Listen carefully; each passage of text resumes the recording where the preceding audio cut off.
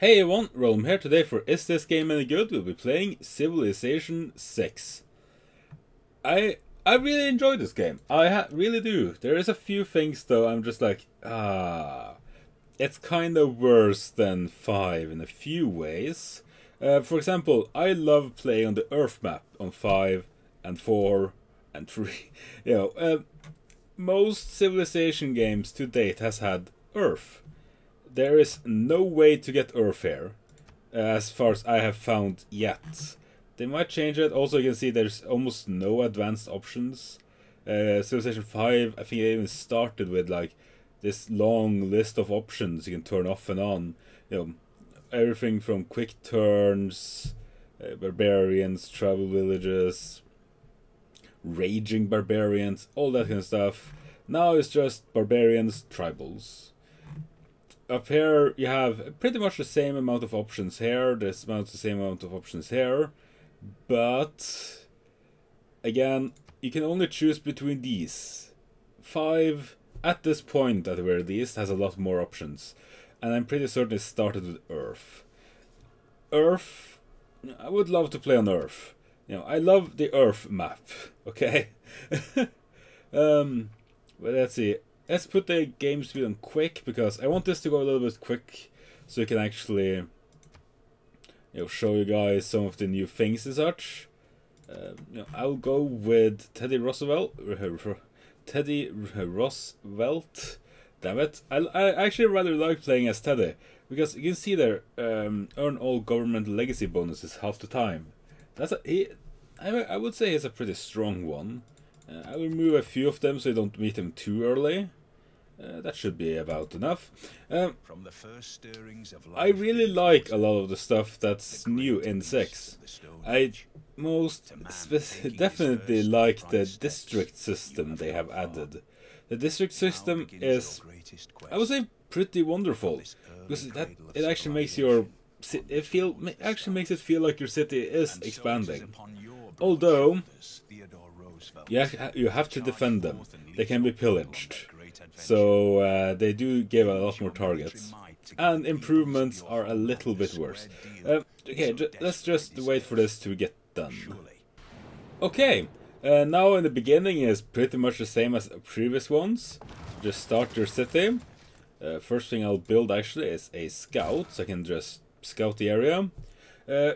One of the main differences, you'll see it up here. Choose research and and choose policy. This is basically just a policy civic, actually.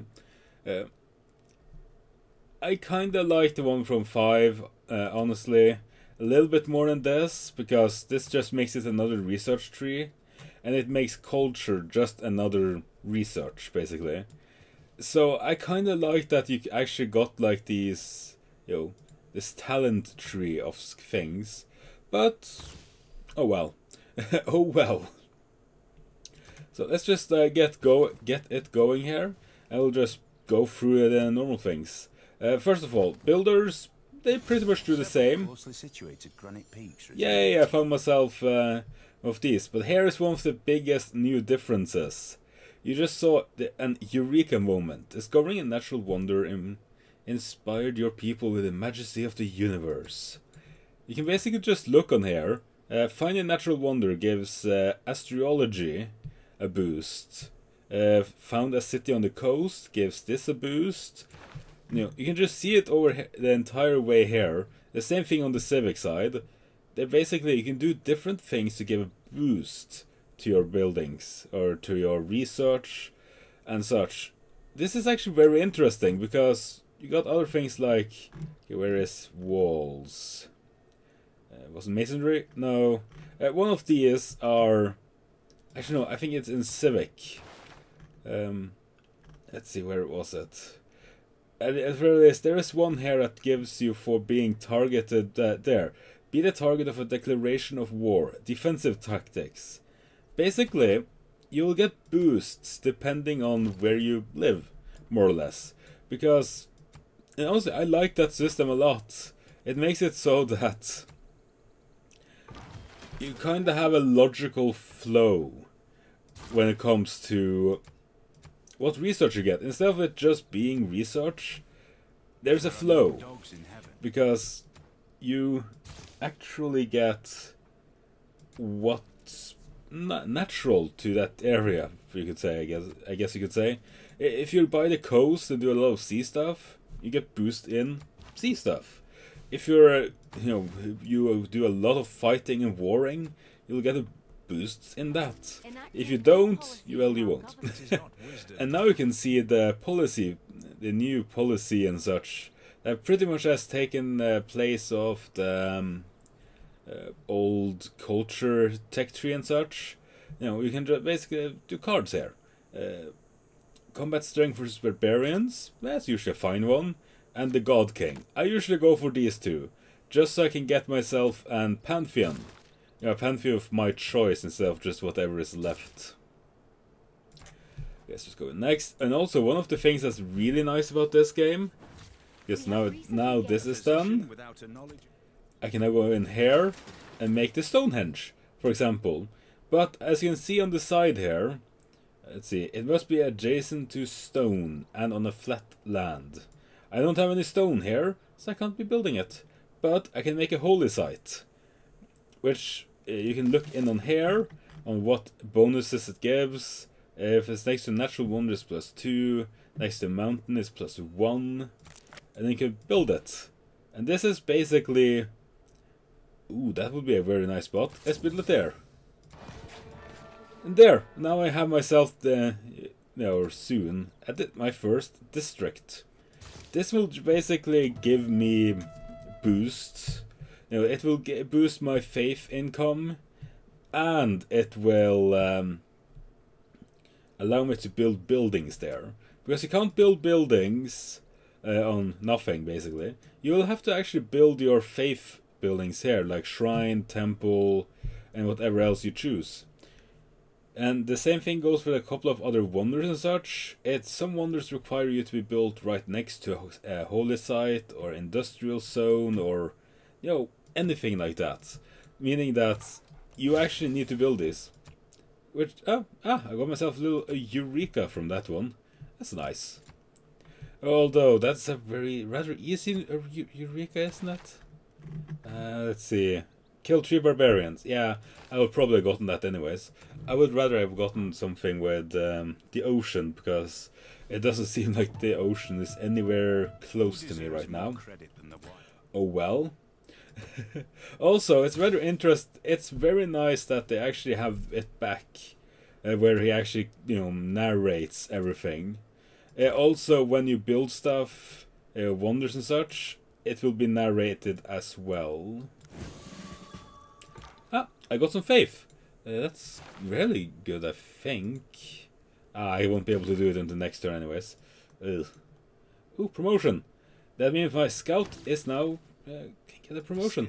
Here's the thing. You can promote your scouts and such. They get promotions depending on how much exploring they do. Which is very logical, to be honest. That's a thing that's a lot more logical now than it ever was. Because before it kind of just was... Well, yeah, you just have to fight with them, I guess. Now it's actually, you explore, and then you get EXP from him, which is makes a lot of sense, really, because it's a scout. It's not a fighter unit, it's just a scout. So, yeah, of course a scout should get EXP from exploring, right? At least that's what I would think. That's a thing that also always just kind of was perplexing in the earlier ones. Also, later in the game, you will actually be able to, first of all, I can show you the great people. Yeah, actually, this one, I was hoping this one would be here. Forms a fleet out of a military naval unit. You can stack units here. Well, basically stack. The first unit will have 100% strength, and then if you stack one unit on top of that again, that unit will only have 40%, and if you stack another one, basically you can get one unit to become up to, I think, 180 or 200% strength. And basically, as you can see here, all the great people have different abilities. They don't have, everyone has the same. For example, again, Faith grants one free copy of a luxury resource in this tile. ancient medieval walls. You know, they do a lot of it. You know, Eureka moments for 3 random technologies in classic and medieval.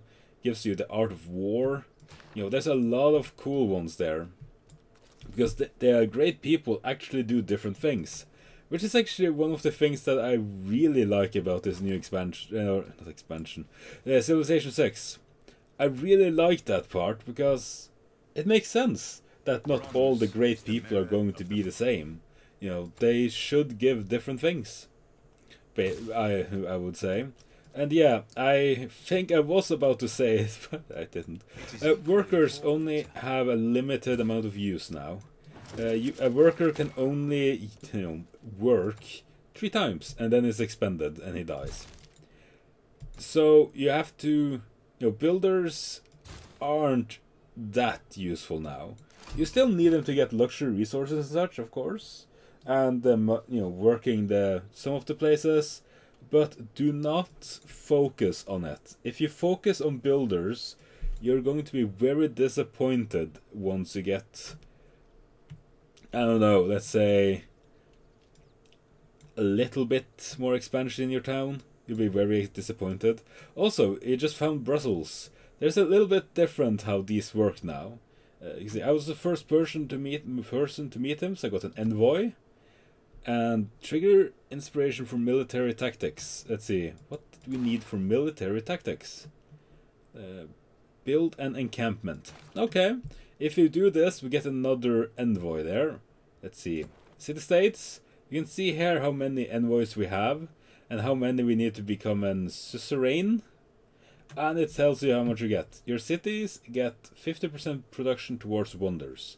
That's a very nice one.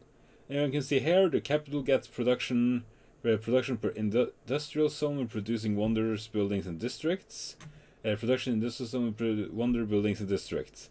Yeah, basically the more envoys you send out to this guy, up to 6, you'll get, but just keep on getting new bonuses. And if you're this one, you get some more wonder stuff, wonder production, which is very nice. Actually, let's see. Let's just go straight for political philosophy. Then I'm going to show you guys the new, yes, it's politics system. I guess that would be a way of saying it. Oh, stone. Let's just run over here, I would say. Yeah. Oh shit. That's not good. Oh fuck. Oh crap. I'll try. Yeah, I'll have to do my best to, well, let this guy not be taken over, because that's rather bad, to say the least. Let's do this and just link him up. There. This is actually a really cool thing. You can just link him up. Which, honestly, it's a thing that that's actually one of the things I really like about this new game. That you can actually link them. Which makes sense. It basically just goes like, okay, one is a lot slower than the other, so let's link them up so that they're actually protected. Also a thing here, you can do projects, which has taken over for what was before. You can put it to produce your cities to produce like money, culture, research. Now you can do projects through the districts. This one, for example, will give you faith and great profit points. Yeah, I think it has to actually just finish up, and then you get faith and great profit points.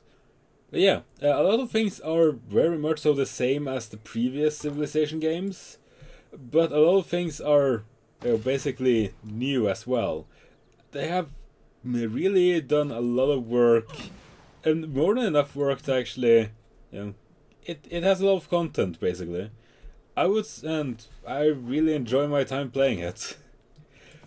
But then again, I've been a Civilization fan for a very long time, so I don't know, I might be a little bit biased there. Yeah, I have like 1,000+ hours on, 1,100 hours on Civ 5.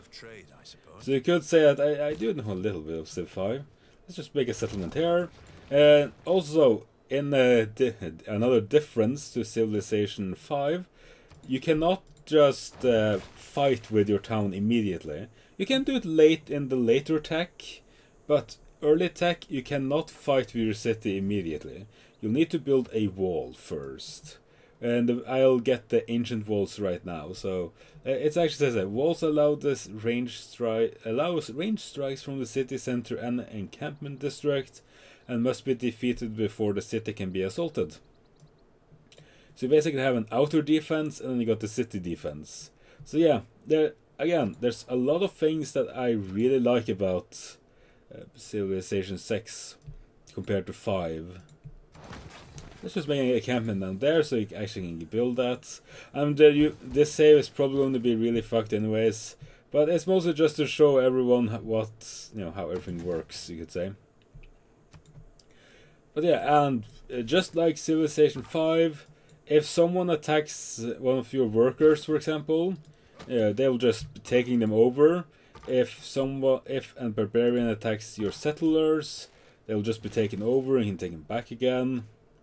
I haven't been able to test yet what will happen if a barbarian takes another person's settler and you take it over. If it will be the same as in 5, where you just get a worker out of it, or if it'll be the same as, I think, 3?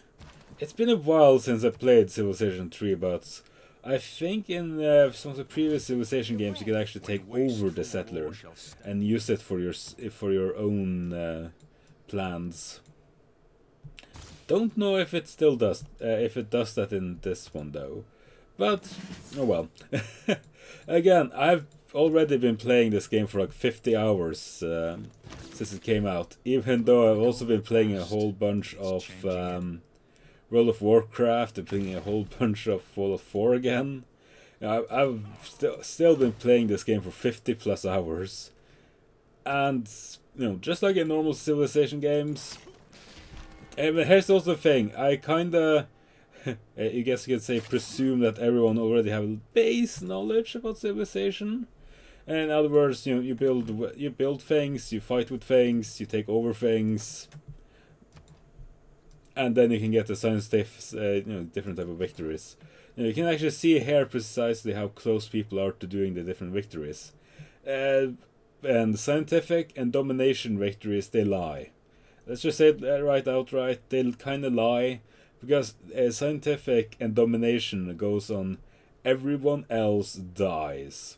But if I kill someone, or basically whoever is first here is just whoever has the most military strength, religious strength, scientific strength, basically, but it doesn't actually tell you who is closest yet.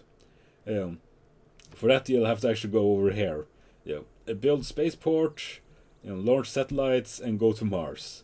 It's actually pretty cool that you have to build all the different things, send it up into space, and go to Mars. This one is basically have more tourists than their culture, I think it was. We're pretty much have more people coming to you than you have internally. Score victory, domination, kill everyone. Yeah, it basically shows you how many capitals you captured, but it's still kill everyone. Religion, put your religion everywhere.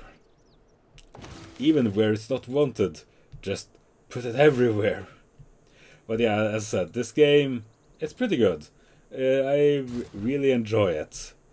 And you know what, let's just skip ahead a little bit so I can show you one of... This is a save. I just did the scientific victory, I think. Yeah, I think this one was scientific victory. I've done every victory except domination at this point. Yep, this was the scientific victory save. I'm just going to stop building the last component here. I don't want to spoil how that victory looks like for you guys. You have to go and watch it yourself. Again, this is basically how it will look like in the end game. This is like the smallest map. Kind of have cities all over the place. The trade routes, the builders no longer make roads. You'll actually have to use trade routes to make roads between different places. which can again easily be taken by barbarians and such for loot. You have, I can actually show you all the different types of city-states as well here. You got religious city-states, again, it just gives you faith, and automatically converts to the religion you found, religion of the person who is a Suzanne. This basically, this guy is now the Alliance. Yeah, I named my religion the Alliance, deal with it.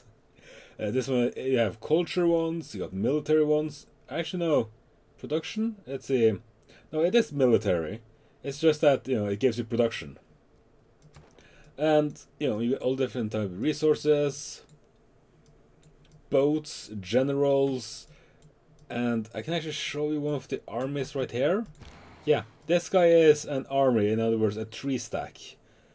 And you can just see it on the stars over here. 1 star means it's just normal, 2 stars, it's 1 person stacked on it, 3 stars is, yeah. You can actually build them right here by clicking the down arrow. You want it solo, a corpse, or an army. Corpse, or however you say that. Actually, let's see. Actually, you can just go down on rocket artillery. Normal bombard strength and melee strength 7885. And what he has is 7885. It's not that much higher. Whoops. But yeah, that was basically an upgrade from a general anyways. You also, a very interesting thing here is I really like, religion-wise, if Elizabeth tries to spread her religion by sending her missionaries and apostates. First of all, you need apostates to upgrade religion now, not another great person. So you need to evangelize your religion. You need an apostate to do it. So you actually have to buy apostates just to upgrade your religion. But you can also have religious warfare, basically. You can use them normally, just get rid of different people's religions, or when they send in their missionary, you fight them with your own. And the best thing is, it's not an act of war. It's just normal, and the AI doesn't see it as an act of war. So you can just have yourself a bunch of inquisitors, apostate, apostle. Oops, I was saying apostate, I meant apostle. And just have them around and stop them from actually doing anything. And to heal them, you'll need to just put them right next to a holy site and they'll heal. You can either have them on top or right next. And again, I think I already said, I don't think I actually said that, but I really like that wonders are their own thing. It actually makes the city seem grander. And it's a lot harder to have one city hoarding every single wonder in the game. Because wonders have their own needs and they take space.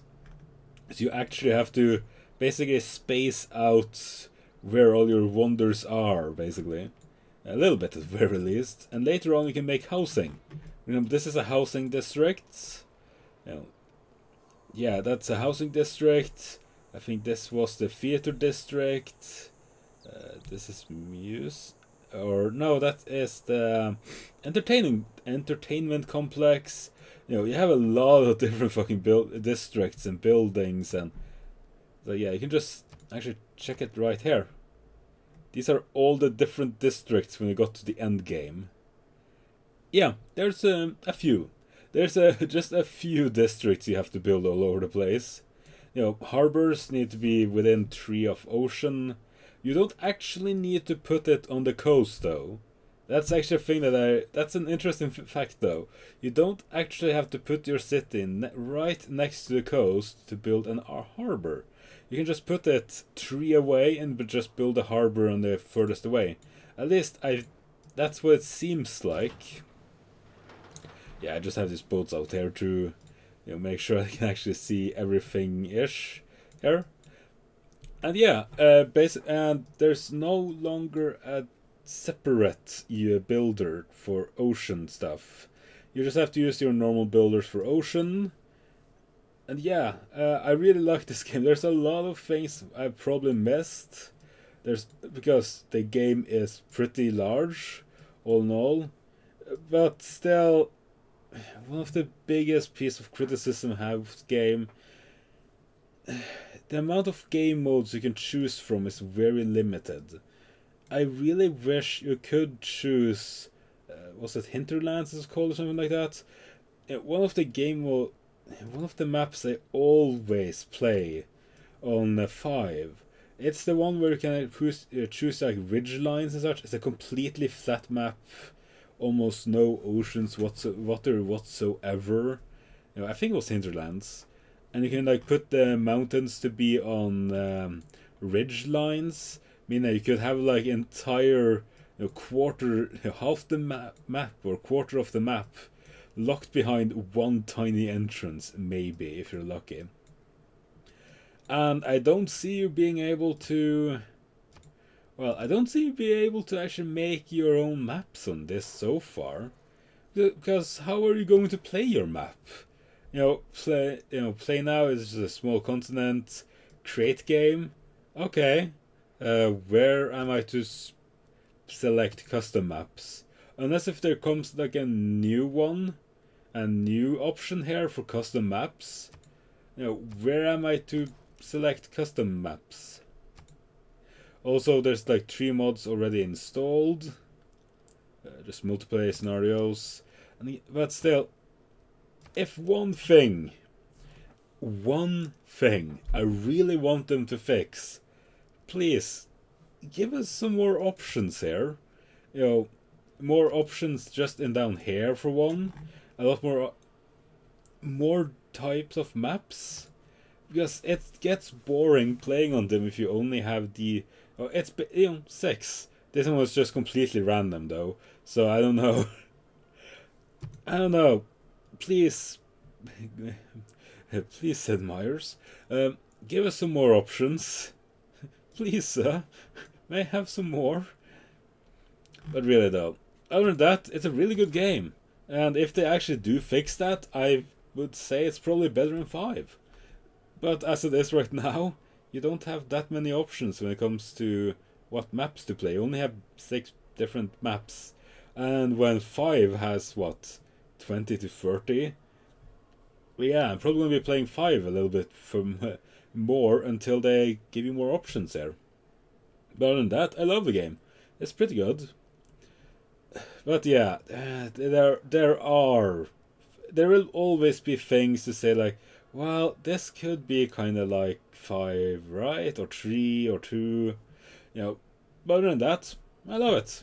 But yeah, that's just my opinion of the game. So tell me in the if you have been playing it yourself, tell me in the comment section below what do you think of the game. And other than that, thank you all for watching. And I'll see you all next video.